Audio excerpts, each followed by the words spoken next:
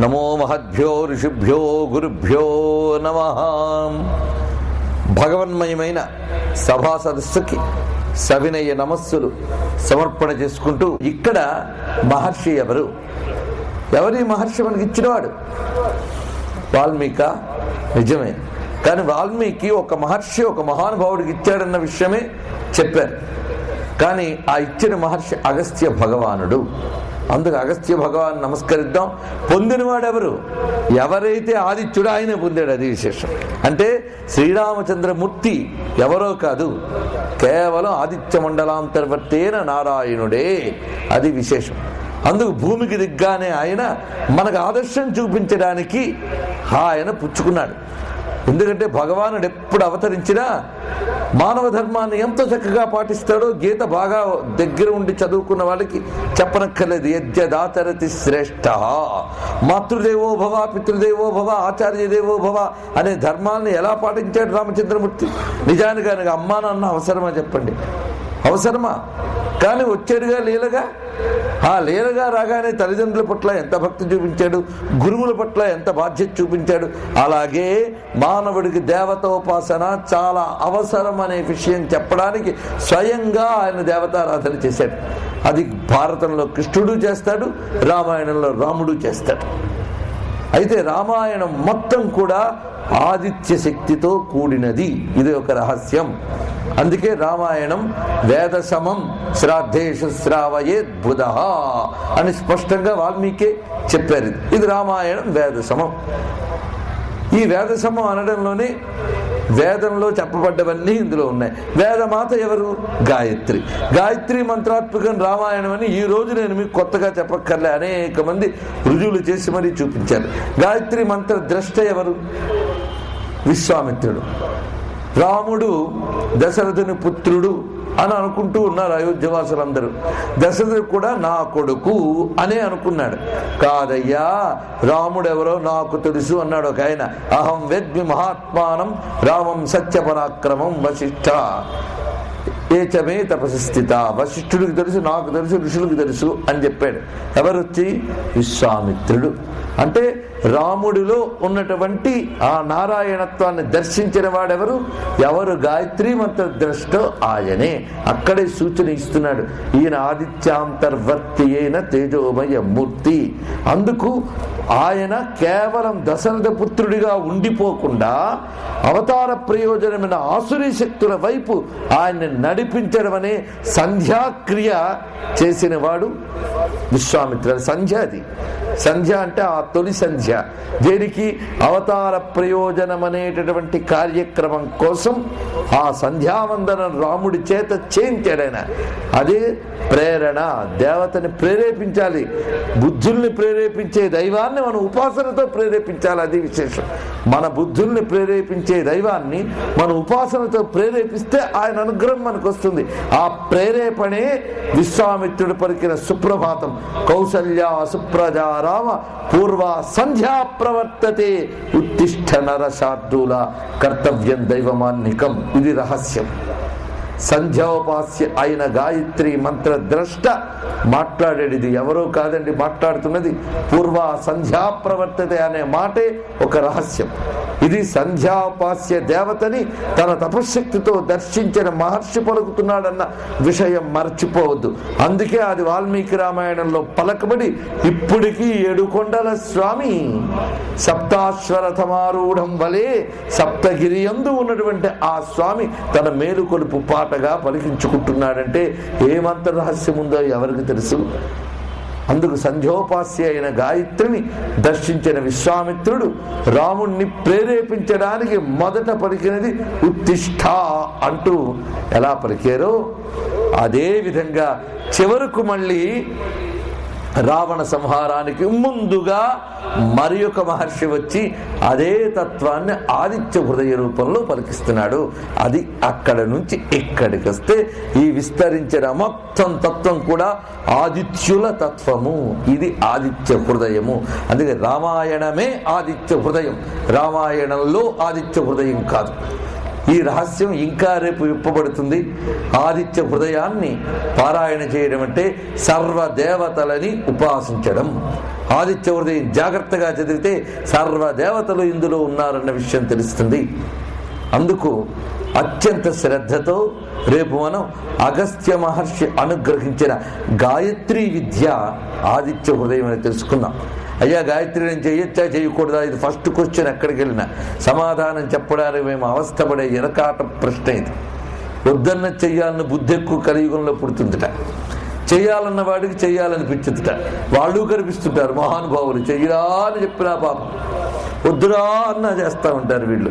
సరే, ఈ రెండూ కూడా పాప ఆసురీ శక్తులు విజృంభణ. అందుకు అవి తొలగించాలన్నా ఆదిత్య హృదయమే గతి. అందుకు ఆదిత్య హృదయం అందరూ జపించదగ్గ గాయత్రి విద్య. ఉభయ సంధ్యల్లో ఆదిత్య హృదయాన్ని అందరూ జపించుకోవచ్చు. గాయత్రి జపించే వారు కూడా గాయత్రి జపించి ఆదిత్య హృదయం చేయండి. అంతేగాని ఇదేదో బాగుంది, సంధ్యావందనం నేర్చుకోలేదు కనుక ఇది చేస్తే బాగుంది అనుకోవద్దు. వాడిది చేసి తీరాలి కనుక చేయాలి. ఆ చేసింది అర్థం కావాలంటే ఆదిత్య హృదయం వాడు చేసుకోవాలి. ఆ అవసరం లేకుండానే మిగిలిన వాళ్ళు హాయిగా ఆదిత్య హృదయం చేసుకోండి. అందులో నిండా గాయత్రమ్మ ఉన్నది. అందులో గాయత్రమ్మ లేదు అనుకునే వాడిగా అసలు గాయత్రి కూడా రక్షించదు. అది గుర్తుపెట్టుకోండి. అందుకు ఆదిత్య హృదయమే గాయత్రీ విద్య. ఇదొక మాట. అందుకు రామాయణమే ఆదిత్య హృదయం, ఆదిత్య హృదయమే గాయత్రి విద్య. గాయత్రీ స్వరూపుడే శ్రీరాముడు. ఇన్ని కలబోసి ఆంతర్యం ఉన్నది. ఆ రహస్యములు రేపటి నుంచి క్రమంగా మనం గ్రహించబోతున్నాం. ముందు విషయంపై విలువ ఏర్పడాలి గనక ఇక్కడ వరకు మనం ఆ విలువను ఉపోద్ఘాత రూపంలో చెప్పుకుని, ఆదిత్య హృదయం అనేది కేవలం రామాయణం యుద్ధకాండంలో అగస్త్య మహర్షి ఉపదేశించిన కొన్ని శ్లోకముల గుత్తి మాత్రమే కాదు, అది వేదములు మొదలుకొని భారతీయ విద్యలన్నిట విస్తరించినటువంటి సూర్య విజ్ఞాన రహస్య పేటిక అనే విషయం చెప్పాం. అది ఏ విధంగా సూర్య విజ్ఞానం అందులో దాగి ఉన్నది అనేది ఈ 7 రోజుల పరిమితి ఎంతవరకు అనుమతిస్తుందో అంతవరకు చెప్పుకున్నాం. అసలు భారతీయ సంస్కృతిలో స్తోత్రములనేవి మామూలు శబ్దాలు కావండి, అది విజ్ఞానపు పేటికలు. గొప్ప గొప్ప బ్రహ్మ విద్యా రహస్యాలన్నీ దాచుకున్న మహాగ్రంథములు.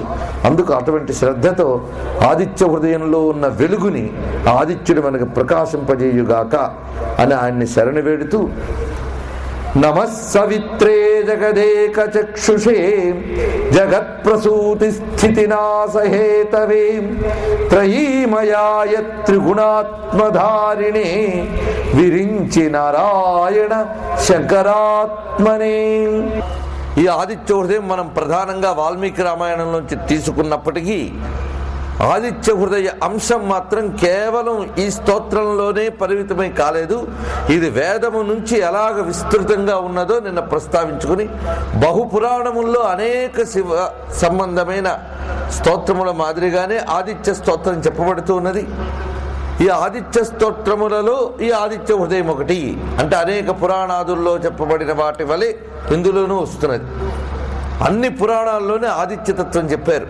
షణ్మతముల గురించి ప్రతి పురాణం చెప్తున్నది. షణ్మతములు ఏమిటో నిన్ననే మనం ప్రస్తావించుకున్నాం.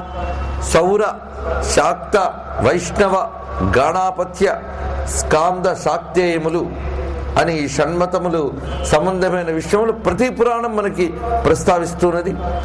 ఆదిత్య హృదయం గురించి భవిష్యోత్తర పురాణం ఎలా చెప్పిందో నేను క్లుప్తంగా చెప్పుకున్నాం. అదేవిధంగా మార్కండేయ పురాణం, దేవీ భాగవతం కూడా ఆదిత్య తత్వాన్ని చాలా విస్తృతంగా చెప్తున్నది. అందులో గాయత్రీ స్వరూపం పూర్తిగా అమ్మవారి యొక్క ఆదిత్య స్వరూపమే. అంతేకాదు మనం భావన చేసి చూస్తే మహాలక్ష్మిగా ఉపాసింపబడుతున్నది ఆదిత్య రూప విష్ణువు యొక్క చైతన్య రూప లక్ష్మీ స్వరూపమే. అందుకే హిరణ్యవర్ణాం హరిణీం సువర్ణ రజత సృజాం, ఆదిత్యం నుంచి వ్యక్తమయ్యేటటువంటి కాంతి, వేడిమి మొదలైన చైతన్య స్వరూపములు ఏవైతే ఉన్నాయో అవన్నీ శక్తిగా మనం భావన చేస్తే ఆ శక్తి స్వరూపమే శ్రీ మహాలక్ష్మి. ఆ శక్తికి మూలమైనటువంటి ఆదిత్యుడే శ్రీమన్నారాయణుడు. ఈ విధంగా భావించవచ్చు. అదేవిధంగా గౌరీ శంకరులు, వాణి హిరణ్య గర్భులు సర్వము ఆదిత్యుని యందే మనకు గోచరిస్తారు. అందుకు ఆదిత్యుని యందు ఇష్టదైవతని భావించి ఆరాధించడం ఉత్తమ సంప్రదాయం అని అన్ని పురాణములు అన్ని ఆగమాలు తీర్మానిస్తున్నాయి. సంధ్యలలో ఆదిత్యోపాసన శ్రేష్టము అని. ఆదిత్యుని ఉపాసించడానికి ముఖ్యమైన కాలములు 3 అన్నారు. అవి త్రిసంధ్యలు అని. ఈ సంధ్యావందనము అన్ని సంప్రదాయంలో వరకు ఉన్నది. వైదిక సంప్రదాయంలో వాడు ఉపదేశం పొందిన ప్రకారంగా వైదిక గాయత్రి చేస్తే, మీరు కొంచెం లోతుగా కానీ ఈ ఉపాసనా సంప్రదాయాలను చూసినట్లయితే గాణాపత్య సంధ్యావందనం వేరే ఉన్నది. వాళ్ళ గణపతి మంత్రంతోనే సూర్యునికి అర్ఘ్యం ఇవ్వడం మొదలైనవన్నీ చేస్తారు. అలాగే శాక్తేయంలో శ్రీ విద్యా సంధ్యావందనం ఒకటి ఉన్నది. ఇవి పరిశీలించవలసిన విధానాలు. మన వైపు కొన్ని సంప్రదాయాలు ఉన్నాయి, మరో ప్రాంతంలో మరికొన్ని సంప్రదాయాలు ఉన్నాయి. అందులో కూడా వివిధములైన శాఖల వారు, వివిధములైన ఉపాసనల వారు వీరందరూ ఉన్నారు. వారి సంధ్యావందనానికి మన సంధ్యావందనానికి అసలు పోలికే లేదు. ఇందులో మళ్ళీ యజుర్వేది సంధ్యావందనం వేరు, ఋగ్వేది సంధ్యావందనం వేరు, సామవేది సంధ్యావందనం వేరు. ఆయా సంప్రదాయాలకు అనుగుణంగా ఉంటాయి. అందుకు సంధ్యావందనం మేమెందుకు చేయకూడదని బజార్లో దొరుకుతున్న సంధ్యావందనం పుస్తకం పట్టుకొచ్చి కూర్చుండా కుదరదు. మన సంప్రదాయం ఏంటో తెలియాలి. అందుకు ఇవన్నీ తెలియకపోతే ఏం చేయాలి? సూర్యుడున్నాడు కదా, సంధ్యాకాలం ఉంది కదా, మనమున్నాం కదా. అందుకు మన ఇష్టదైవాన్ని సంధ్యా సమయంలో సూర్యమండలములు యందు భావించి ఆరాధించడమే నిజమైన సంధ్యావందనం. అది అందరూ చేయగలిగే తేలికైనటువంటి విషయం అని చెప్పి, ఈ గాయత్రి మహామంత్రం వేదంలో ఏం చెప్పినదో దాని యొక్క విశేషమే, ఆ సంధ్యావందన లక్షణమే ఆదిత్య హృదయంలో చెప్పబడుతున్నది. ఈ ఆదిత్య హృదయం కూడా ఒక సంధ్యలో వచ్చింది. సంధ్య అంటే 2 కాలముల మధ్యకాలం అన్నారు. సరిగ్గా రామచంద్రమూర్తి రావణాసురుడు కొడుతూ ఉన్నాడు, ఇంకా చంపలేదు. ఆ సమయంలో ఆ రాముని ప్రతాపానికి అప్పటికే 3 మార్లు దెబ్బతిన్నాడు రావణాసురుడు. మొట్టమొదట తొలుత వచ్చినప్పుడు లక్ష్మణుడిని దెబ్బతీస్తాడు రావణాసురుడు. వెంటనే రామచంద్రమూర్తి ముందుకు వచ్చినప్పుడు ఆంజనేయ స్వామి వారు తన యొక్క భుజం మీద కూర్చోబెట్టుకుంటారు రామచంద్రమూర్తిని. అప్పుడు రామచంద్రమూర్తి తాను వేసిన బాణ పరంపరతో రావణాసురుడిని విరధుణ్ణి చేస్తాడు, రథరహితుడిని చేస్తాడు. కిరీటం కూడా నేల పడగొట్టి ఇంటికి వెళ్ళి విశ్రాంతి తీసుకో అంటాడు రాముడు రావణుణ్ణి. అప్పుడు రావణుడు చేసేది లేక వెళ్ళి కుంభకర్ణుడిని నిద్రలేపి పంపిస్తాడు. కుంభకర్ణుడి మరణం ఉంటుంది. అటు తర్వాత ఇంద్రజిన్ మరణం తర్వాత రావణాసురుడు రావడం జరుగుతుంది. అప్పుడు కూడా మళ్ళీ రాముని చేత దెబ్బతింటాడు. ఆ సమయంలో శక్తి చేత మూర్ఛితుడవుతాడు లక్ష్మణుడు. అప్పుడు రాముని ప్రతాపం తట్టుకోలేక రావణుడు మళ్ళీ వెళ్ళిపోతాడు. అటుపై యుద్ధంలో మళ్ళీ రాముని చే దెబ్బతిని రథం మీదే మూర్ఛపోతాడు. అప్పుడు రావణుడు ఆ విధంగా మూర్ఛపోయిన తర్వాత ఆ రథాన్ని ఆ యుద్ధరంగం నుంచి తప్పించి తీసుకుపోతాడు సారథి రావణుణ్ణి. అక్కడికి వెళ్ళిన తర్వాత రావణుడు తేరుకుని ఎందుకు తెచ్చేసావు అని అడుగుతాడు సారథిని. అడిగితే ఏం చేయమండి, తమరేమో మూర్ఛపోయి పడుకున్నారు, ఏం చేయాలో తోచక వెనక్కి తీసుకొచ్చాను అని. సరే మళ్ళీ పద రణభూమికి అని. ఈ సమయంలో రామచంద్రమూర్తి ఆలోచన చేస్తూ ఉంటాడట. తతో యుద్ధ పరిశ్రాంతం సమరే చింతయా స్థితం రావణం జాగ్రత్తో దృష్ట్వా యుద్ధాయ సముపస్థితం. ఆ చింత స్థితిలో ఉండగా ఆ వస్తున్నవాడు ఇప్పుడు దెబ్బతింటున్నాడు, వీడిని పూర్తి నాశనం చేయాలంటే ఏం చేయాలని ఆలోచిస్తున్నాడు. ఇదే సంధ్యావస్థ అనేటప్పుడు. అందుకు ఆ పూర్తి ఆసురీ శక్తుల వినాశానికి ఇది ఒక సంధ్య. ఈ సంధ్యా రహస్యాన్ని విశ్వనాథ వారు రామాయణ కల్పవృక్షంలో చూపిస్తారు. ప్రాణకాల యుగ సంధ్యా మర్మ విజ్ఞాతకున్నన్నారే. ప్రాణకాల యుగ సంధ్య అన్నారు. 3 రకాల సంధ్యలు చెప్పారు. ప్రాణ సంధ్య, కాల సంధ్య, యుగ సంధ్య అని. ఈ ప్రాణములు ఒక ఉచ్ఛ్వాస నిశ్వాస, ఉచ్ఛ్వాస నిశ్వాస రూపములైనప్పుడు నడిమి కాలం ఒకటి ఉన్నది. అలాగే ప్రాణముల రాకడా పోకడా వీటి నడిమి ఒక కాలం ఉంటుంది. ప్రతి 2 కదలికల నడుమ ఒక సూక్ష్మమైన సమయం పేరు సంధ్య అని చెప్తారు.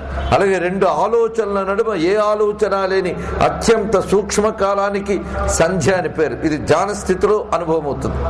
ఇక కాల సంధ్య అంటే మనం నిత్యం చూస్తున్నటువంటి 3 సంధ్యాకాలములు మనకు తెలుసు.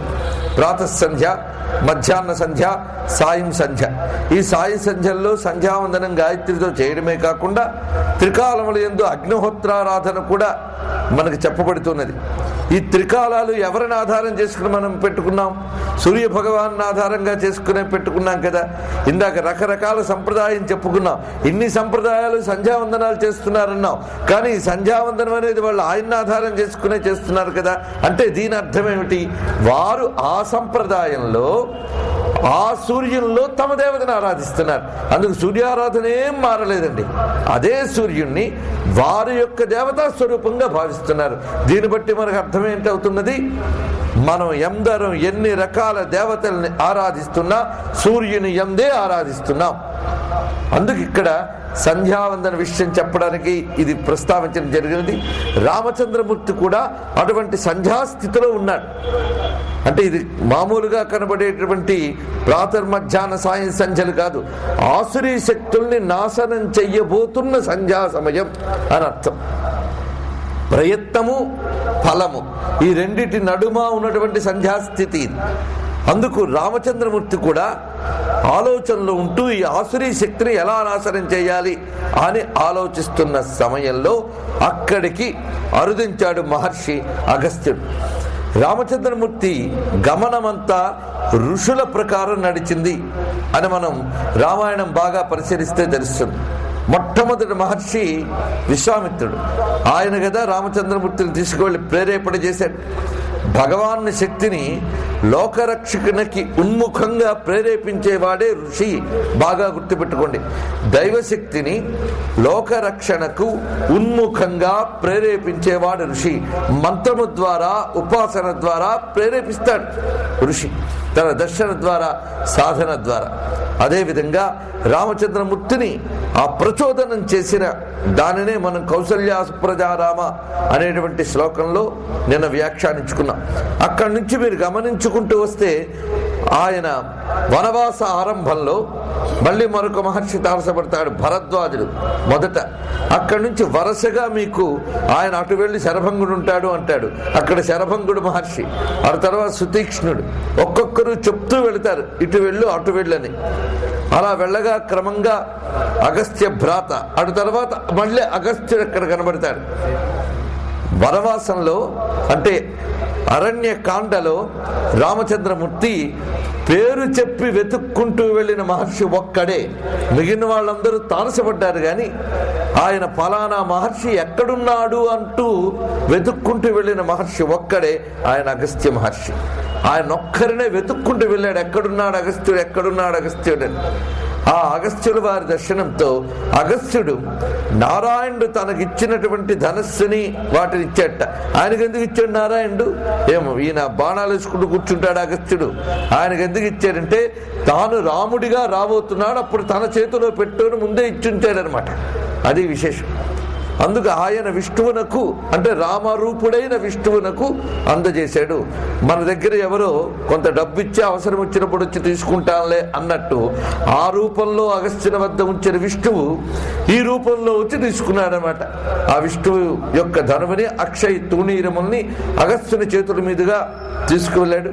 అటు తర్వాత ఖరదూషణాదుల యొక్క సంహారం, అగస్త్యుడు చెప్పిన ప్రకారంగా పంచవటిలో ఆశ్రమ నిర్మాణం జరిగింది. అక్కడి నుంచే సీత రావణుని ద్వారా అపహరింపబడ్డం ఇత్యాది అవతార కృత్యములన్నీ జరిగాయి. అటు తర్వాత మళ్ళీ ఈయన బయలుదేరుతున్నప్పుడు శబరి కనబడ్డం, మతంగాది మహాముల మాట ఇవన్నీ కనిపిస్తాయి. హనుమంతుడితో మొదలైన వారితో స్నేహం, క్రమంగా హనుమంతుడు సీత జాడ తెలుసుకురావడం, సేతుబంధ నిర్మాణం, యుద్ధం వరకు వెళ్ళిపోయాం. అంటే రామాయణం అంతా చెప్పుకున్నాం అన్నమాట. ఇప్పుడు మరి తప్పదు కదా, అసలు క్లైమాక్స్ లో వస్తుంది ఆదిత్య హృదయం. ఇది క్లైమాక్స్. ఆదిత్య హృదయం అయిన తర్వాత రావణుడు తిరిగి వచ్చాక మరి వెనక్కి వెళ్ళడం లేదు, పూర్తయిపోయాడు. అది విశేషం. అంటే ఆదిత్య హృదయం అనుకున్న శక్తి అది సత్య ఫలాన్ని ఇవ్వగలిగింది. ఈ ఆదిత్య హృదయం ఏం చేసింది అంటే రాముడు నారాయణుడై నరత్వాన్ని మాత్రమే ప్రకటిస్తూ ఉన్నాడు ఆయన. దానికి కారణం రావణుని యొక్క కండిషన్. అది నరవానరుల చేతుల్లోనే ఆయనకు మరణం ఉంది గనక నారాయణుడైన రాముడు నరత్వాన్ని చూపిస్తూ ఆ నారాయణత్వాన్ని ఎంత మేరకు అవసరమో అంత ఉన్న దశలో అగస్త్యులు వారు విచ్చేసి ఆయనలో ఉన్నటువంటి ఆ నారాయణీయమైన తేజాన్ని పూర్ణ బహిర్గతం చేస్తూ ఉన్నాడు మహర్షి. ఆ బహిర్గతం చేయడానికి ఉపకరించినటువంటి విద్యే ఆదిత్య హృదయ విద్య. ఇక్కడ ఈ చెప్పబడ్డ ఆదిత్యుడు ఆదిత్య మండలాంతర్గతమైన ఆదిత్యుడే కాకుండా రామునిలో ఉన్నటువంటి నారాయణ స్వరూపమైన ఆదిత్యుడే బహిర్గతమయ్యాడు. అంటే మనం మళ్ళీ దీన్ని పారాయణగా చదువుతున్నామంటే దీని అర్థం తెలుసుకోండి. ఇందులో చెప్పబడ్డ ఆదిత్యుడు మనకు నిత్యం ఆకాశ మండలంలో గోచరించేటువంటి ఆదిత్య భగవానుడు మాత్రమే కాదు, అందరిలో అంతర్యామిగా భాషించే ఆదిత్యుడు కూడా. ఆ విషయం చాలా స్పష్టంగా దీనిలో చివరిలో ప్రతిపాదన చేస్తూ వస్తుంది. అందుకే ఆదిత్య హృదయం కూర్పు కూడా చాలా ఔచిత్యవంతమైన కూర్పు మనకు కనిపిస్తుంది. ఆదిత్య హృదయాన్ని 3 భాగాలకు విభజించి మనం జాగ్రత్తగా గమనించినట్లే సర్వదేవాత్మకుడైన ఆదిత్యుడు మొదట కనిపిస్తాడు. సర్వదేవాత్మకుడు అంటే బయట ఈ విశ్వం నడపడానికి ఒక్క దైవం చాలదు, అనేక రకములైన దైవాలు కావాలి. కాంతికారక శక్తులు కొన్ని, వాయువు చైతన్యాన్ని నడిపే శక్తులు కొన్ని, జలరూప చైతన్యాన్ని నడిపే శక్తులు కొన్ని, భూరూప చైతన్యాన్ని నడిపే శక్తులు కొన్ని, ఇలాగ అనేక ప్రాకృతిక శక్తులు రోదశలో ఆదిత్య మండలం నుంచి పృథ్వీ మండలం వరకు వ్యాపించున్నాయి. ఈ వ్యాపించి ఉన్న విభిన్న ప్రాకృతిక శక్తుల నియామకుల్ని దేవతలు అంటారు. దేవతలంటే ఏంటో తెలుసుకోండి. రోదశ నిండా వ్యాపించినటువంటి ఆదిత్య మండలం నుంచి మన పృథ్వీ మండలం వరకు వ్యాపించి ఉన్నటువంటి ప్రాకృతిక శక్తుల్ని శాసించేటటువంటి శక్తులే దేవతలు.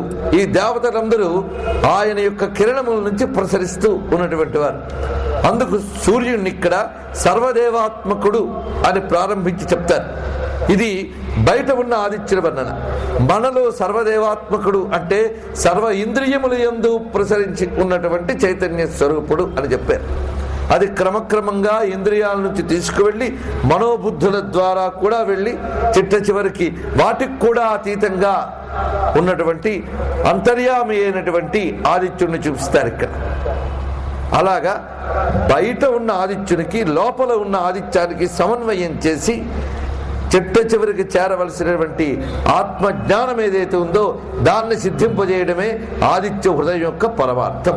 అంటే ఆదిత్య హృదయాన్ని బాగా పరిశీలించితే ఇది ఒక చిన్న ఉపనిషద్ విద్య అని మనకి అర్థమవుతున్నది. అనేక ఉపనిషద్ మంత్రాలతోని వైదిక మంత్రాలతోని దీనికి సమన్వయం ఉన్నది. ఇది మనకు తెలియాలి అంటే నిత్యం ఉపాసించడం ముందు ప్రారంభించండి. ఆదిత్యుణ్ణి ఎప్పుడు ఉపాసించాలి అంటే ఉదయ వేళ ప్రధానం. అలాగే త్రిసంధ్యలు కూడా ఆదిత్యోపాసానికి ప్రధానం. అది ఎప్పుడు గుర్తుపెట్టుకోవాలి. ఆదిత్య ఉదయం ఎప్పుడు చదవాలి? 3 పూటలా చదవాలి.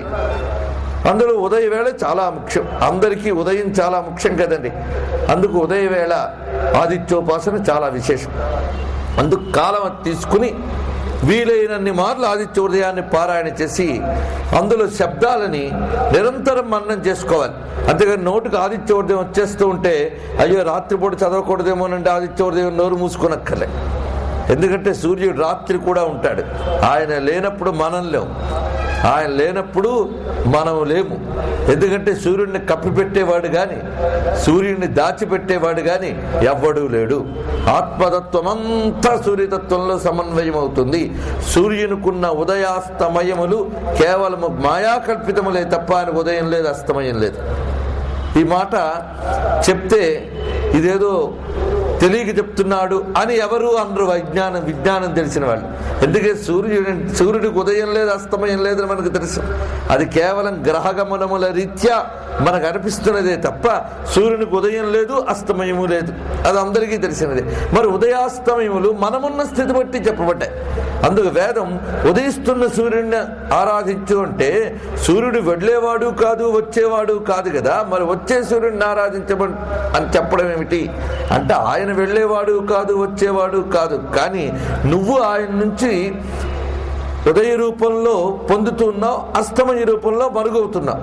అందుకు ఈ రావడం మరుగవడం అనేది ఉపాధుల బట్టి కల్పించబడుతోందే గాని ఆదిత్యునికి స్వతహాగా రావడం మరుగవడం లేదు. అదొక్కటి చాలా ఆత్మతత్వం అంటే అర్థం అవడానికి. ఉపాధులన్నీ మారుతున్నా మారని ఆత్మ చైతన్యం ఎలా ఉన్నదో ఆ సూర్య భగవానుడు ఎల్లవేళలా మారకుండానే ఉన్నాడు. కానీ వీటి మార్పు బట్టి ఆయన మారుతున్నట్టు కనిపిస్తున్నాడు. అదే కదండి ఆత్మతత్వం అంతా కూడా. ఉపాధుల మార్పు బట్టి ఆత్మ కూడా మారుతున్నట్టు కనిపిస్తుంది. దేహములకు మార్పులున్నాయి కానీ దేహికి మార్పు లేదు అని గీతలో పరమాత్మ చెప్పినది పూర్తిగా సూర్యతత్వం దగ్గర మీకు సమన్వయమైపోతుంది విజ్ఞాన దృష్టితో ఆలోచిస్తే. అలాగే సూర్య భగవానుడు అన్నిటినీ కలిగిస్తున్నాడు కానీ ఏవి ఆయనకి అంటట్లేదు. జగత్తులో అన్ని వర్ణములకి అన్నిటికీ కారణం ఆయన యొక్క కిరణములే. కానీ జగత్తులో ఏ వికారం ఆయన కిరణాలకు అంటట్లేదు. కానీ ఆయన కిరణాలు సోకకుండా ఏదీ పని చేయట్లేదు. మళ్ళీ ఆయన కిరణములు మురికి నీటి మీద పడుతున్నాయి, స్వచ్ఛమైన జలముల మీద పడుతున్నాయి, అన్నిటి మీద పడుతున్నాయి. కానీ ఆయన కిరణాలకు మురికి అంటట్లేదు, ఈ నీరు అంటట్లేదు. ఆయన లేకపోతే ఈ రెండు లేవు. మళ్ళీ అంటే ఆయన నిన్ను చేస్తూ మళ్ళీ దేనికి అంటట్లేదు. ఆత్మతత్వానికి రెండవ సమన్వయం. మీకు పూర్తిగా ఆత్మతత్వం సూర్యతత్వం ఎలా సమన్వయింపబడుతుందో ఆలోచించండి. ఈ మాటలు నేను చెప్పడం కాదు, వేదాంతాన్ని మనకు బాగా అర్థం చేయడానికి ప్రయత్నించిన ప్రతి ప్రవక్త ఇదే పని చేశాడు. ప్రతి ఆచార్య స్వామి ఇదే పని చేశారు. ఆదిశంకర భగవత్పాదుల వారు కూడా అనేక చోట్ల ఈ ప్రస్తావన చేస్తారు. మనకు పరిశీలించి చూస్తే ఇంకొక చోట ఆయన చెప్తారు, ఆదిశంకర భగవత్పాదుల వారే, సూర్యుడు ఉదయాన్నే వస్తున్నాడు, రాగానే అందరూ నిద్రలేచి వారి వారి పనుల్లో పడుతున్నారు. ఇళ్ళు తుడిచేవాళ్ళు, పనులకు వెళ్లేవాళ్ళు, కష్టపడేవాళ్ళు, ఒక్క మానవులే కాదు పక్షులు మొదలైనవి కూడా సూర్యుడు ఉదయించగానే కిలకిలమంటూ రెక్కలు విప్పుకొని లేస్తున్నాయి. జంతువులు నిద్రలేస్తున్నాయి. సర్వ జగతి చైతన్యమంతా అవుతోంది సూర్యుని యొక్క ఉదయంతోనే. ఆయనతో పాటు కదులుతోంది జగతంతా. తిరిగి ఆయన అస్తమయంతో పాటు ఎవరి గూటికి వారు చేరుకుని ఆయన గమనానికి అనుగుణంగా తమ బ్రతుకు గమనాన్ని దిద్దుకుంటున్నారు. కానీ ఇందులో ఆయన ఎవరినైనా నిద్రలమ్మన్నాడా? ఎవడి పనులు వాడు చేస్తుంటే నువ్వు ఈ పని చెయ్యు, నువ్వు ఆ పని చేయని ఎవరి పనుల్లోనైనా కల్పించుకున్నాడా? ఆయన వెళ్ళిపోతే ఇంకింటికి వెళ్ళి పడుకోండి అని ఏలవేసి వెళ్తున్నాడా? పడుకోపోతే వచ్చి కొడుతున్నాడా? లేదే. ఆయన లేకపోతే ఇవేమీ జరగట్లేదు. కానీ వీటి వేటి ఫలితాలు ఆయనకు అంటట్లేదు, వీటి వేటి వికారాలు ఆయనకు అంటట్లేదు. అదేవిధంగా నీ శరీరంలో ఆత్మ యొక్క ఉనికి చేత ఇంద్రియాలు, మనస్సు, బుద్ధి మొదలైనవన్నీ చైతన్యవంతములే పనిచేస్తున్నాయి. కానీ వీటి వికారాలు ఏవి ఆత్మకు అంటట్లేదు అని ఆత్మతత్వం అవగతం చేయడానికి మళ్ళీ ఆదిత్యుడినే చూపించారు శంకర భగవత్పాదుల వారు. దీన్ని బట్టి మనం పరిశీలించితే ఈ జగత్తులో ఇంద్రియ శక్తులన్నీ మన శరీరములో కదులుతూ ఉన్నప్పుడు ఇంద్రియ శక్తులు చూసి ఇదే నా దేహం అనుకోకుండా ఇంద్రియాలు దేని వల్ల కదులుతున్నాయి ఆలోచిస్తే ఇంద్రియముల్లో ప్రసరిస్తున్న ప్రాణశక్తులు ప్రధానం అంటాం. ఈ ప్రాణశక్తుల్ని ప్రేరేపించే బుద్ధిశక్తిని గమనిస్తాం. ఈ బుద్ధిశక్తి మనోబుద్ధి అహంకార చిత్తములుగా దీపించుతున్నదని చూస్తాం. వీటికి ఆవల బుద్ధికి కూడా ఆవలున్నటువంటి ఆత్మని అప్పుడు మనం పరిశీలిస్తాం. ఆ ఆత్మ ఆదిత్యుని వలె ఉన్నది. ఈ సర్వ జగత్తులో జీవుల కదలికల వలె నాలో ఇంద్రియాలు, అంగములు, ఉపాంగములు కదులుతున్నాయి. ఇంత చక్కగా మన శరీరంలో ఆత్మతత్వాన్ని చక్కగా అర్థం చేసుకోవడానికి సూర్యోపాసనే మనకు పనిచేస్తున్నది. అందుకు భౌతికమైన ఫలితాలు పొందడం మొదలుకొని ఆధ్యాత్మికమైన అవగాహన వరకు సూర్యుడే మనకి దోహదపడ్డాడు. చిట్ట చివరికి మనకి పోతన గారు కూడా భాగవతంలో భీష్మకృత కృష్ణ స్తోత్రంలో ఒక సూర్యుండు సమస్త జీవులకు తానొక్కొక్కడై తోచుపోలిక, ఒకే సూర్యుడు అందరికి రకరకములుగా గోచరిస్తున్నట్లుగా పరమాత్మ కూడా రకరకములుగా భావింపబడుతున్నాడు అని. ఇంతకీ మనం వివరించినది ఏమిటి? మొత్తానికి మన శరీరమునకు ఆత్మ ఎలాగో జగతికి సూర్యుడు ఎలాగా అన్న చెప్పిన విషయాన్ని గుర్తుపెట్టుకోండి. ఈ సమన్వయంతో మన అధ్యాత్మ జ్ఞానం వరకు ఎదగగలం. సర్వదేవతలు కూడా ఆ పరమాత్మ స్వరూపములు అనే దృష్టి కలిగి భేదములన్నీ విడిచిపెట్టి సర్వదేవతల్ని ఆ తేజోమయుడైనటువంటి భగవాన్ని స్వరూపంగా పరిశీలించగలం. దేవతలందరికీ కూడా ఆదిత్యులు అని పేరున్నది. ఆదిత్యులు అని పేరు. ఆదిత్యార్భవస్వ అని అమరని చెప్తున్నది. ఆదిత్యులు అని, వాళ్ళందరూ ఆదిత్యులుట అంటే అర్థం వారందరూ సౌర తేజస్ సంపన్నులు. అసలు దేవత అంటేనే ప్రకాశ స్వరూపుడు అని అర్థం. దివ్ అనే ధాతువు నుంచి దేవత అనే శబ్దం వచ్చింది. దేవతలు తేజోమయులు, తేజస్సు ఉన్నవాళ్ళం మనం, కానీ మనం తేజోమయులం కాదు. ఇంద్రియం ఉంది, ఇది స్వయం ప్రకాశకం కాదు. ఈ ఇంద్రియాల్లో ప్రకాశింపజేసే చైతన్యం ఉంటే అది ఇంద్రియం పనిచేసింది. ఆ చైతన్యం ఉపసంహరింపబడితే ఆ ఇంద్రియం జడమే. కనుక జడమైన ఈ ఇంద్రియాన్ని ప్రేరేపించే చైతన్యం ప్రకాశ స్వరూపం. అలా ప్రతి ఇంద్రియములందు ప్రకాశ స్వరూపమైన చైతన్యాన్ని మనలో దేవతలు అని అన్నారు. అలాగే దేవత అంటే ప్రకాశ స్వరూపులు, చైతన్య స్వరూపులు అని అర్థం. ఈ ప్రకాశము చైతన్యము ఎవరిది? ఆయనదే కదా. కదలిక సూర్యంలో ఉన్న లక్షణం. ఇక్కడ కొంచెం ఆలోచించే వాళ్ళు ఉన్నారని కూడా నాకు తెలుసు కనుక ఇంత వివరంకి వెళ్తున్నాను. కథలు చెప్పుకోవడానికి కాదు కదా. ఎందుకంటే భారతీయుడు విజ్ఞానాన్ని తన మతంలో ఎలా పొదిగించాడో ఇక్కడ తెలుసుకోవాలి. భారతీయ హైందవ మతం అంటే పూర్తిగా వైజ్ఞానిక దర్శనం. ఇది it is a scientific fact. అదే ఇందులో చెప్పబడుతున్నాయి. ఈ సైన్స్ అంటే ఎదిగిన సైన్స్, ఎదుగుతున్న సైన్స్ కాదు. మనం ఇప్పుడు సైన్స్ పేరుతో చూస్తున్నదంతా ఎదుగుతున్న సైన్స్. కానీ భారతీయ వేద విజ్ఞానం అంతా ఎదిగిన, పండిన, శాశ్వత సత్యమయమైన సైన్స్. అది విశేషం. కనుక ఆ సైన్స్ ఇక్కడ మనం గోచరింపజేసుకోవాలి. అలా మీరు పరిశీలించినట్లయితే కావలసినంత విజ్ఞానం ఇందులో మనకి కనిపిస్తుంది. సౌర విజ్ఞానమే వేద విజ్ఞానం, మరి ఒకటి కాదు. మనం రకరకాల దేవతలను ఉపాసించడం, రకరకాల సౌరశక్తులను ఉపాసించడమే. ఏ శక్తి అయినా ఆయనలోనే. ప్రసన్నంగా ఉన్నవాళ్ళు మనకు నచ్చుతారు, కొందరికి ప్రచండంగా ఉన్నవాళ్ళు నచ్చుతారు. కానీ మా సూర్య భగవాన్ని మీరు చూస్తే ప్రసన్నత, ప్రచండత రెండు ఆయనలో ఉన్నాయి. అవునా లేదా అండి?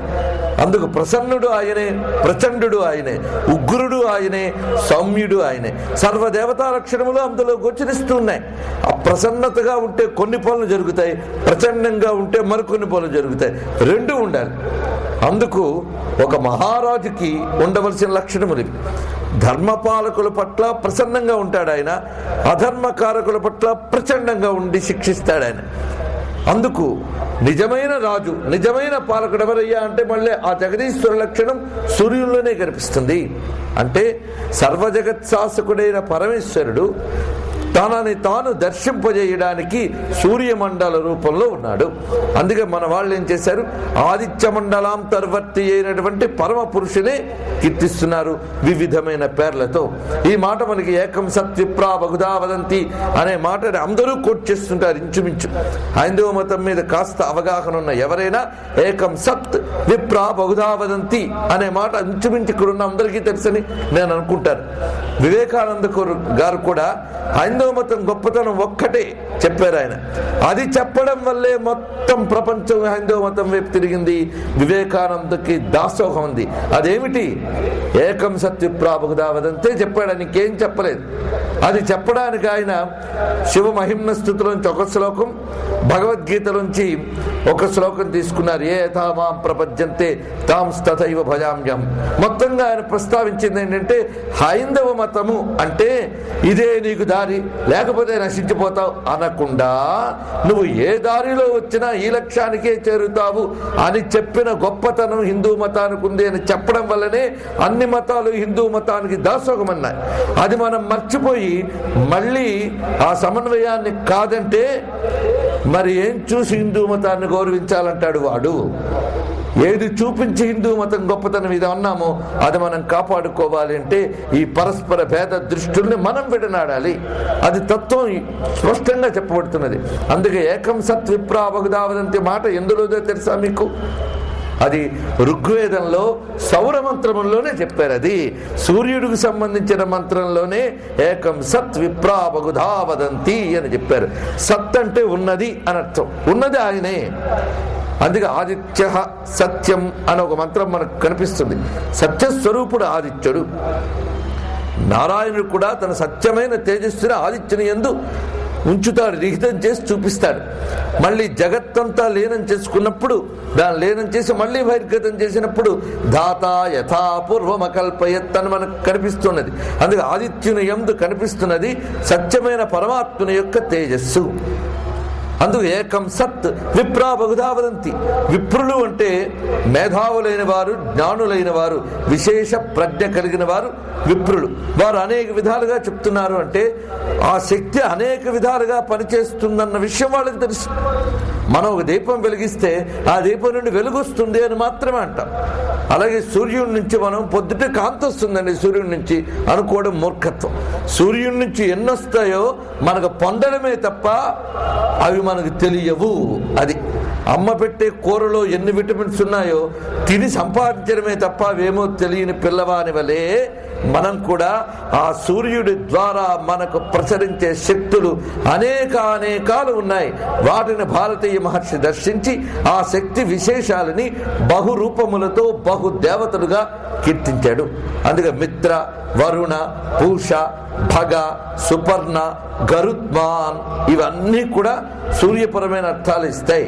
గోవింద, గోపాల, నారాయణ, శివ, రుద్ర, విష్ణు, ఇంద్ర, యమ, నియమ, దిక్పాలకుల పేర్లు, నవగ్రహాలు ఇవన్నీ సూర్యునిలోనే కనిపిస్తాయి మనకి. ఇవన్నీ పరిశీలిస్తే మనకు అనిపిస్తుంది మన హైందవ మతం ఉంటే సూర్య మతమేనన్నమాట అన్న విషయం కూడా స్పష్టమైపోతుంది. అందుకు సూర్యోపాసన ప్రత్యేకించి ఎక్కడికో వెళ్ళి చేయక్కర్లే. ఎక్కడున్నాడు ఆయన? అదిగో ఎదురుగా కనిపిస్తున్నాడు. అందుకు దైవాన్ని ఆరాధించాలంటే మనకు ఆలంబన కావాలట. అంతే కదండి. సర్వం భగవన్మయం, అందుకే పూజించు అని చెప్పడం తేలికే, కానీ అన్నిట్లో భగవంతుడిని చూడడం చాలా కష్టం. ఎందుకంటే మనం పరిమితమైన బుద్ధి కలవాళ్ళని ఎంత చెప్పినా ఎక్కదు.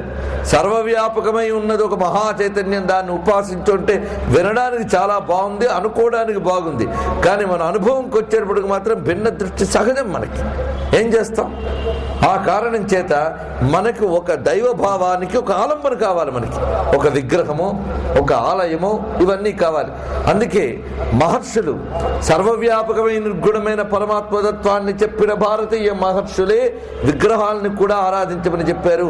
అది విశేషం. ఒక్కొక్క విగ్రహం ద్వారా ఒక్కొక్క శక్తి వ్యక్తమవుతూ ఉంటుంది, ఒక్కొక్క రూపంతో.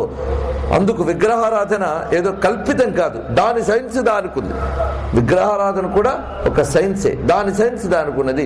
శరీరంలో అంతా కలిపి నేను అనే చైతన్యం ఒక్కటే అయినప్పటికీ గుండెకి సంబంధించి గుండె, కీళ్లకు సంబంధించి కీళ్లు, కాళ్ళకు సంబంధించిన కాళ్ళు, దేని సంబంధమైన అణువులు, దాని సంబంధమైన జ్ఞానం దానికి ఉంది. అందుకే ఒకటి కాళ్ళ స్పెషలిస్టు, ఇంకోటి తల స్పెషలిస్టు. నాకు తల నొప్పెడుతుందండి అని ఈ ఎముకల స్పెషలిస్ట్ దగ్గరికి వెళ్తే వాడు బ్రెయిన్ స్పెషలిస్ట్ దగ్గరికి రాస్తాడు.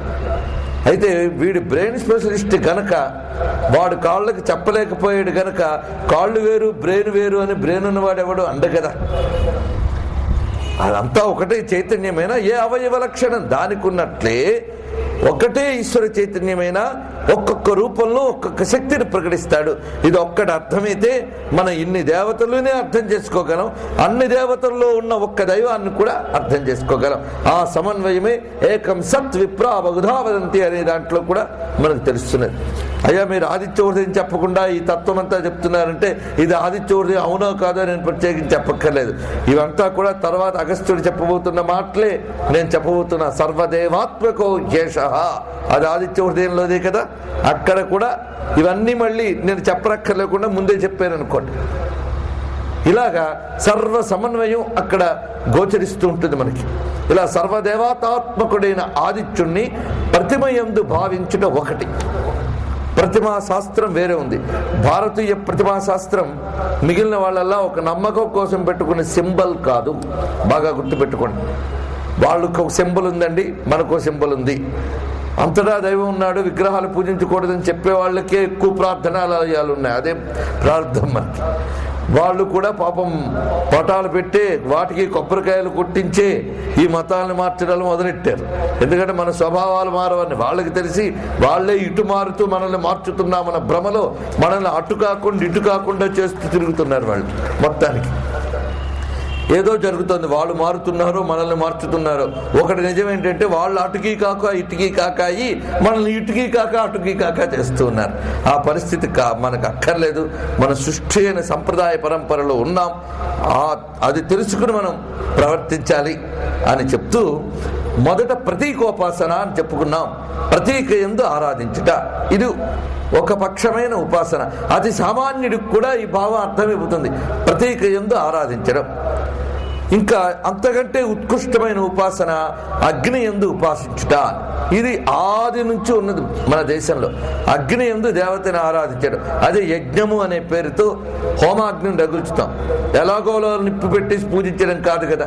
ఆ అగ్నిని మనం ముందు హోమ వేదికను పవిత్రితం చేసి అగ్నిని రగిల్చి ఆ అగ్ని యందు ఆ ఈశ్వరుణ్ణి ఆవాహన చేస్తున్నాం. ఏ ఈశ్వరుడు? ఈ ఆదిత్యంలో ప్రకాశించే ఆ తేజస్సుని ఇందులో ఆరాధిస్తున్నాం. అందుకు దాని పేరు మళ్ళీ సౌరాగ్ని. అందులో మన సర్వదేవతల్ని అందులోనే మళ్ళీ భావిస్తున్నాం. ఇంద్రాయ స్వాహ అందులోనే, వరుణాయ స్వాహ అందులోనే. కానీ ఇంద్రుడికో అగ్ని, ఈయనకో అగ్ని కాదు కదా, అన్నీ అందులోనే. అంటే అర్థం సర్వదేవాత్మకో కేశ, అది విశేషం. ఈ అగ్ని దేనికి ప్రతీక? ఆ సూర్యునికే ప్రతీక. అంటే ఇప్పుడు రెండు ఆలంబనలు మనం ఇప్పుడు చెప్పుకున్నాం. ఏమిటి? ప్రతీక, అగ్ని. ఇందులో ప్రతీకోపాసనకి కొన్ని సంస్కారములు అవసరం, అగ్ని ఉపాసనకి ఇంకా కొన్ని సంస్కారములు చాలా అవసరం. ఇక మూడవది అనుష్ఠానపరుడైనటువంటి పవిత్ర జీవనుడైనటువంటి వ్యక్తి యందు భగవంతుని ఆరాధించుట. అంటే సర్వము దేవమయమే అయినప్పటికీ అంతటా నిప్పుంటుంది, కానీ కొన్నిటికి నివురు కప్పుంటుంది, కొన్నిట్లు నివురు కప్పదు. అలాగే కొందరులో దైవశక్తి చాలా చక్కగా వ్యక్తమవుతుంది. అలాంటి వాళ్ళని శ్రోత్రియులు, విప్రులు అని అంటారు. ఎందుకంటే వారు అదే అనుష్ఠిస్తూ అదే జీవన విధానంలో ఉన్నవారు, పవిత్రమైనటువంటి విధానంలో ఉన్నవారు కనుక వారి యందు భగవంతుడిని భావించి ఆరాధించడం మూడవది.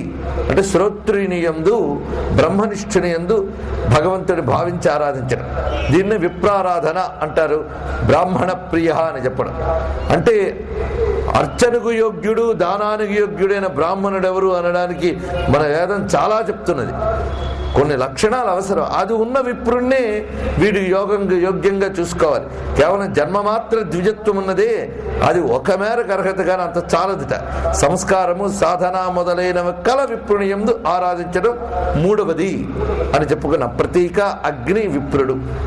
ఈ మూడు కాక నాలుగవ ఆలంబన, మహాబలీయమైన ఆలంబన, సహజమైన ఆలంబన ఆదిత్య మండలం. అది చాలా విశేషం. అంటే మన దైవాన్ని ఆదిత్య మండలంలో భావించి ఆరాధించడం, ఇది గొప్పగా కనిపిస్తుంది. మీరు గమనించి చూస్తే ప్రతి ఆగమ శాస్త్రంలో ఇది ఉన్నదండి. వైష్ణవాగమాలు విష్ణు పురాణాలు, శైవాగమాలు శివ పురాణాలు, శక్తి ఆగమాలు శక్తి పురాణాలు, గణపతి ఆగమాలు గణపతి పురాణాలు ఎన్ని పరిశీలించి చూసినప్పటికీ అందులో చెప్పబడింది ఒక్కటే: నీ ఇష్టదైవాన్ని సూర్యబింబమునందు ధ్యానించు. ఉదాహరణకి మీరు అష్టాక్షరి మంత్రానికి సంబంధించిన ఉపనిషత్తు ఉన్నది. అందులో అది ఎలా జపించాలి అంటే ఆదిత్యాభిముఖో భూత్వా అంటాడు. ఆదిత్యాభిముఖో ధీయానః పంచపాతకోపపాతఘాత్ ప్రముచ్యతే సర్వవేద పారాయణ పుణ్యం లభతి నారాయణ సాయుజ్యమవాప్నోతి. ఆదిత్యాభిముఖో భూత్వా అన్నాడు ఇక్కడ. మళ్ళీ ఆదిత్యుడిగా అభిముఖంగా ఉండి ఎవరైతే అష్టాక్షరి మంత్రం జపం చేస్తారో వారు సర్వవేద పారాయణ పుణ్యం పొందుతారు అని. ఎందుకు ఆదిత్యాభిముఖం? నువ్వు ఉపాసించే నారాయణుని అక్కడ ఆరాధించు. అందుకు ఉత్తమ ఉపాసన ఏమవుతుంది? ఆదిత్య మండలమునందు ఆరాధించడం. అందుకు అగ్నియందు దైవాన్ని ఆరాధించడం ఈ క్రింద ఉన్న ప్రతీకల్లో ఎంత గొప్పదో, ఆకాశంలో ఆదిత్యుని యందు ఆరాధించడం అంత గొప్పది. ఇంకా ఇక్కడ అగ్నిహోత్రుని యజ్ఞం అంటే చాలా కావాలి. ఎందుకంటే మన ప్రయత్నంతో రగిల్చాం కనుక నియమం ఎక్కువ అవసరం. మన ప్రయత్నంతో చేసేదానికి నియమం అవసరం. మన ప్రయత్నం లేకుండా పరమేశ్వరుడు సహజంగా వచ్చిన తేజస్వరూపం కనుక ఇక్కడ ఏం నియమం లేదు. అంతేకాదు, మనకి కలియుగంలో అశౌచం ఎంత కాదన్నా వస్తూ ఉంటుంది. అశౌచానికి జలాదులతో కొంత శుద్ధి చేసుకుంటాం, భస్మంతో కొంత శుద్ధి, మృత్తికతో కొంత శుద్ధి, వాయువుతో ఇంకొంత శుద్ధి. అన్నిటికంటే మించిన శుద్ధి సూర్యమండలాన్ని దర్శించడం. అలాగనే బద్ధకంగా కాదు నేను చెప్పేది, చెయ్యవలసినవన్నీ చేసినా ఒక్కసారి సూర్య భగవాన్ వైపు తిరిగి నమస్కరించి మన ఇష్టదైవాన్ని తలంచుకుంటే నిజమైన శుద్ధి కలుగుతుంది. సూర్యకిరణాలు ఆ ధారలో మనం స్నానం చేస్తున్న అనుభూతి పొందితే చాలు, అది గొప్ప శుద్ధి అండి. సూర్యకిరణ ధార, ఇట్ ఇస్ షవర్ అన్నమాట. మీరు పైన షవర్ ఓపెన్ చేస్తే జల్లు జల్లు పడుతుంది, అలాగే సూర్యకిరణాల జల్లులలో ఆ జలపాతంలో మనం తడిసిపోతున్నట్లుగా భావన చేసి ఆ కిరణ స్నాతులమైతే అది పెద్ద శుద్ధి. అందుకు సూర్యకిరణాలు చాలా శుద్ధి. కొన్ని వస్త్రములు కూడా ఎండ తగిలితేనే శుద్ధి, అంతేగాని ఇంట్లో ఫ్యాన్ కింద పెట్టి ఆరేసేసామంటే కాదుట. కొన్ని మడి వస్త్రాలు కూడా సూర్యుని వైపు చూపించి దులిపితే శుద్ధి అంటారు. సూర్యకిరణాల్లో శుచి లక్షణం చాలా ఉన్నది. అగ్నికి ఎలా శుచికారకత్వ శక్తి ఉన్నదో సూర్యుని యందు అలా ఉన్నది. అందుకు తూర్పు దిక్కుకి వేదిక అని పేరు. వేదిక అని పేరు మనకి ఇప్పుడు వాడుతూ ఉంటాం. వేదిక అంటే ఏమిటండి? సభ అంటే ఏమిటి? వేదిక అంటే ఏమిటి? సభ్యులంటే ఏమిటి? ఇవన్నీ యజ్ఞ పరిభాషలు. ఈ దేశంలో తీసి పారేద్దామన్నా హైందవ సంస్కృతి పోదండి, రక్తరాళాల్లో ఉన్నది. అయితే ఇప్పుడు నేను ఇది హైందవ సంస్కృతి అని చెప్పాను కనుక తీసేయమంటారేమో మనకు చెప్పడం, అదో వచ్చింది బాధ మనకి. అలా అన్నీ తీసిపోతే అసలు ఇండియా మిగలదు. గుర్తుపెట్టుకోండి, ఇది హైందవం అని అన్నీ తీసుకుంటూ పోతే అసలు భారతీయుడు మిగలడు, భారతీయత మిగలదు, భారతదేశం మిగలదు. నమస్కారం అనేది కూడా వేదం నుంచి వచ్చింది, ఇంకెక్కడి నుంచో రాలే. ఓంకారం అంటే హిందూది కనుక అనకూడదు అనొచ్చేమో కానీ నమస్కారం అనడం కూడా మనం ఇప్పుడు అందరం చేస్తున్నాం.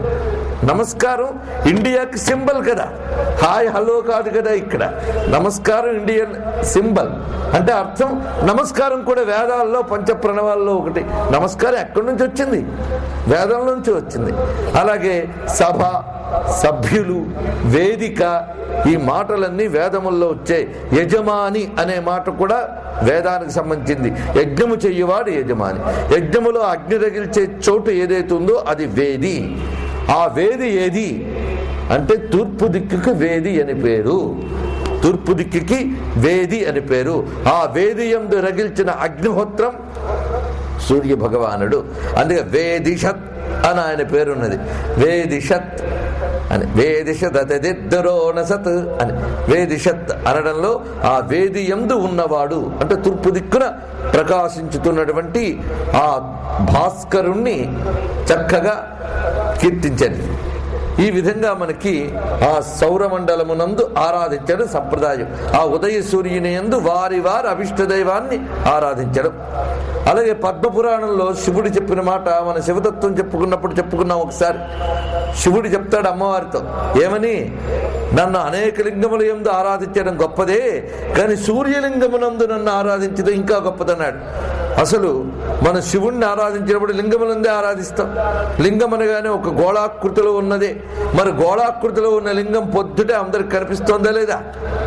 అందుకు సూర్యలింగాయ వై నమో నమః అని పురాణం చెప్తున్నది. మనకి వశిష్ఠ మహర్షి చేసిన స్తోత్రంలో ఉంటుంది ఇది. సూర్యలింగాయ వై నమో నమః, సూర్యలింగ రూపుడైన శివునకు అని.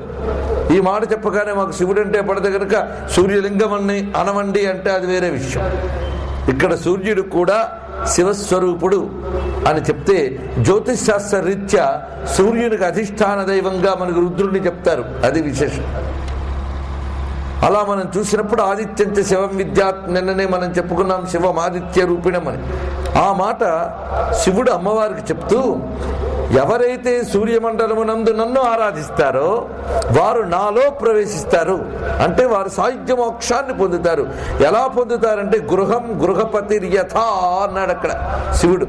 ఇంటి యజమాని ఇంట్లోకి వెళ్ళినట్లుగా వాళ్ళు నాలోకి వస్తారన్నాడు ఆయన.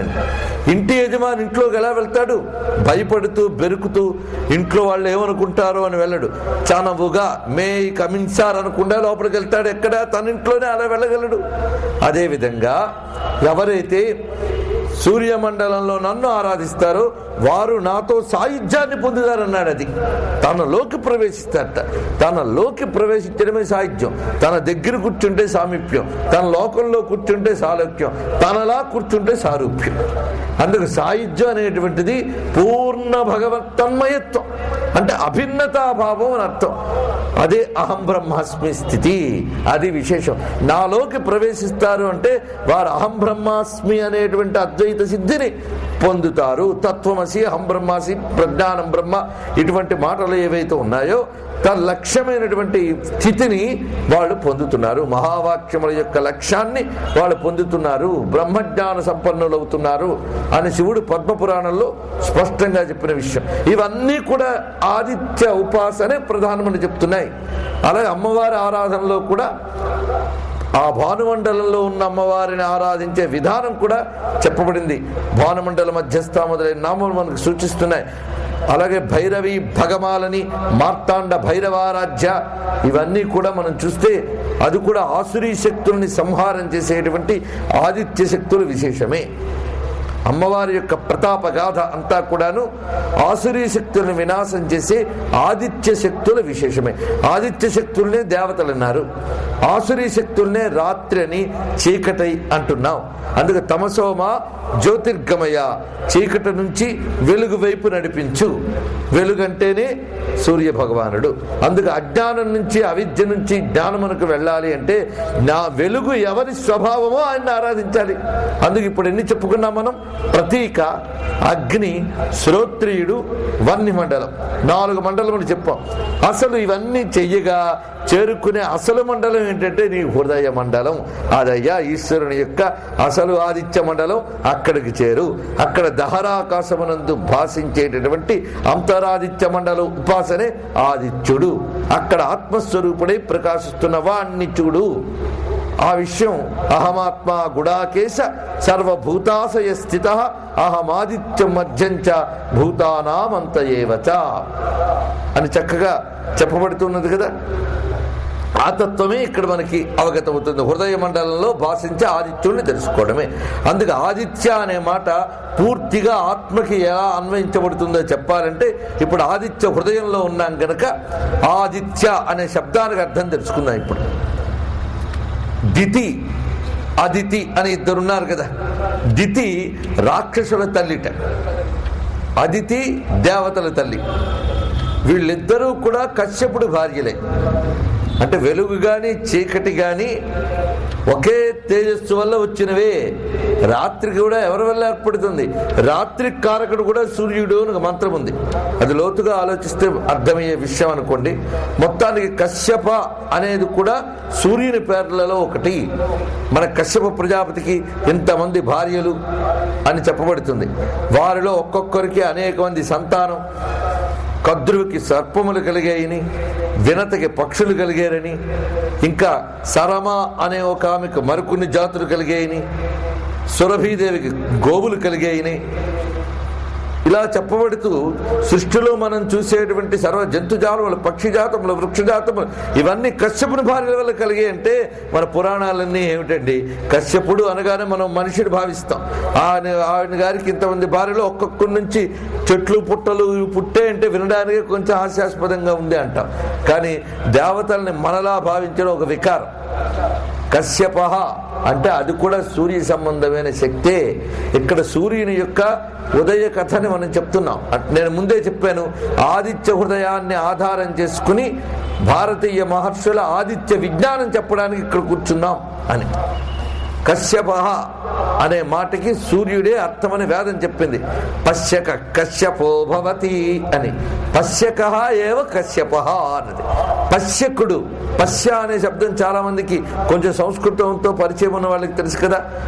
పశ్య అంటే అర్థం ఏంటి? చూడడం. పశ్యక అంటే చూచువాడు. పశ్యక కశ్యపో భవతి. ఆ పశ్యకయే కశ్యప అంటే చూచువాడు, దర్శన శక్తి సంపన్నుడు. అంటే ఆదిత్యుని శక్తులే ఈ దితి, అదితి మొదలైనవన్నీ కూడా. సృష్టిలో అన్నీ కావాలి, వెలుగు కావాలి, చీకటి కావాలి. అవునా కదా? ఇంతవరకు చీకటి అంటే అజ్ఞానం కనుక చీకటి పోయి వెలుగే రావాలి అని నేను మీకు చెప్పాను, బాగానే ఉంది. కానీ రాత్రి పడుకునే ముందు ఉన్న లైట్లు కూడా పడుకుంటాం. ఎందుకంటే మనం చీకటి కావాలనే కదా. సృష్టిలో చీకటి కావాలి, వెలుగు కావాలి, రెండు కావాలి. ఏదో ఒకటి ఉండాలి అని అనుకోకూడదు. అయితే దేని పరిమాణం ఎంత కావాలి అనేదే కావాలి. అది విశేషం. సృష్టిలో అన్నీ కావాలి. ఒకదాని అవసరం ఒకదానికి ఉంది, కానీ ఒకదాని వల్ల ఇంకోటి విఘాతం కలగకుండా కావాలి. నిప్పు అవసరమే, నీరు అవసరమే, కానీ నిప్పు అవసరమైన సమయంలో నీరు వచ్చి దాని మీద పడితే మహాప్రమాదం. అవునా కదా? నిప్పు కూడా పుట్టకపోవడం ఒక దౌర్భాగ్యం, ఆ స్థితి రాకూడదు.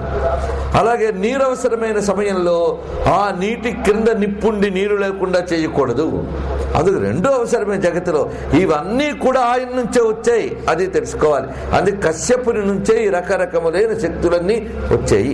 అందుకే దితి నుంచి వచ్చిన వాళ్ళు, అదితి నుంచి వచ్చిన వాళ్ళు, ధను నుంచి వచ్చిన వాళ్ళు అని వేదము పురాణములు చెప్పినవన్నీ కూడా సూర్యశక్తి నుంచి ఈ పృథివీ వైపు వచ్చిన అనేక జాతులు, వాటి పెరుగుదల చెప్పబడుతున్నాయి.